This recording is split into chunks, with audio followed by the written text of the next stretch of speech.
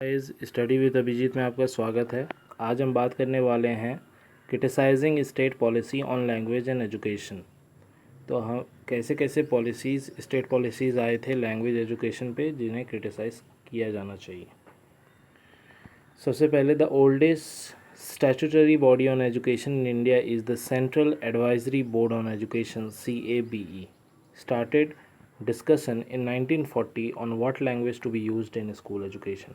1940 में उन लोगों ने बातें करनी शुरू कर दी थी कि आखिर किस लैंग्वेज का यूज़ होना चाहिए स्कूल एजुकेशन में। किसने? CABE ने ये स्टार्ट किया था, central advisory board on education ने।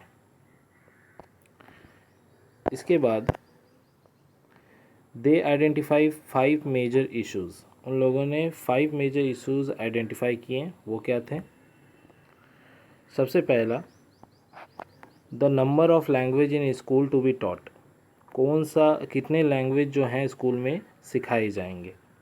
दूसरा, the introduction of second and the third language. Second और थर्ड लैंग्वेज को कैसे इंट्रोड्यूस किया जाएगा। तीसरा, the role and place of English. English का क्या रोल होगा स्कूल एजुकेशन में और क्या प्लेस होगा। चौथा, हिंदी का क्या रोल होगा। और पांचवा, कि संस्कृत में टीचिंग कराई जाएगी और कुछ माइनर लैंग्वेजेस को भी फॉलो किया जाएगा कि नहीं। इसके बाद in the 23rd meeting held in 1956 CABE diverse the third language formula.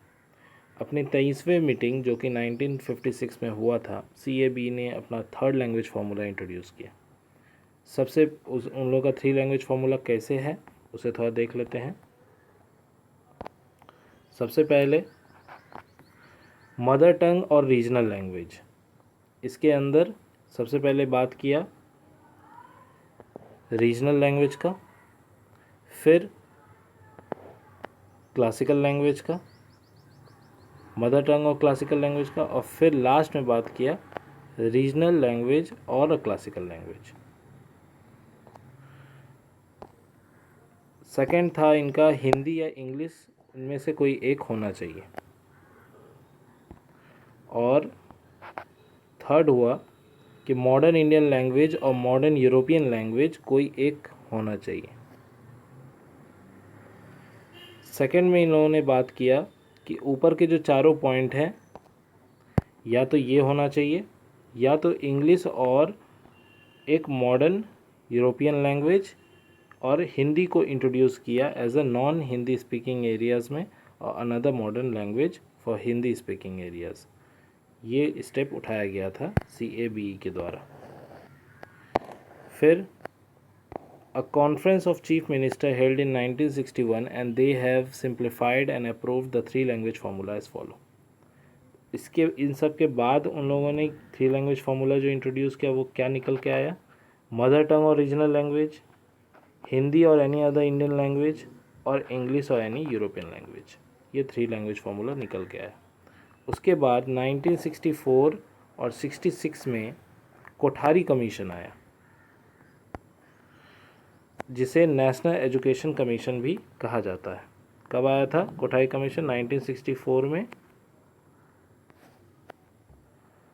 1964 से 66 के बीच आया था कोठारी कमीशन।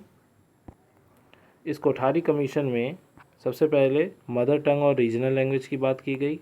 सेकंड बोला गया official language of the union कुछ होना चाहिए, वो हिंदी भी हो सकता है, नहीं भी हो सकता है।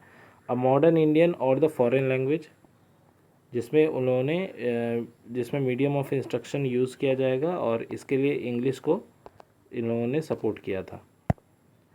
फिर उसके बाद आया NCF 2005।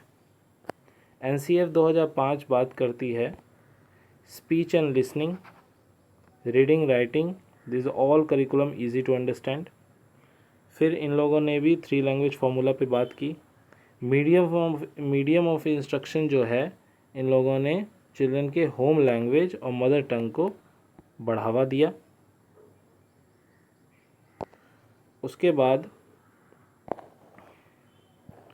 इंडियन सोसाइटी जो है उसे मल्टीलिंगुअल सिस्टम भी कहा था इन लोगों ने। तो ये हो गया NCF 2005 का। फिर आया एज़ पर NPE 2020, जो अभी न्यू एजुकेशन पॉलिसी आई है, इसमें क्या बताया गया है? Mandatory to teach Hindi in a state where Hindi is not usually spoken, जिसके लिए प्रोटेस्ट भी हुआ था तमिलनाडु के अंदर कि ऐसा कैसे किया जा सकता है, लेकिन इस न्यू एजुकेशन पॉलिसी में हिंदी को मैंडेटरी बताया गया है।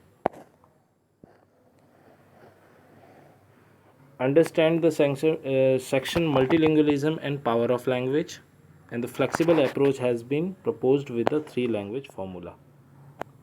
तो ये था नेशनल एजुकेशन पॉलिसी 2020 के से रिलेटेड कुछ पॉइंट्स। तो आपको ये सब लिखना है लाइन वाइज, जिस तरह इसमें लिखा हुआ है यही होगा आपका criticising state policies on language and education. Hope you like my video. Please subscribe to my channel. Thank you for watching.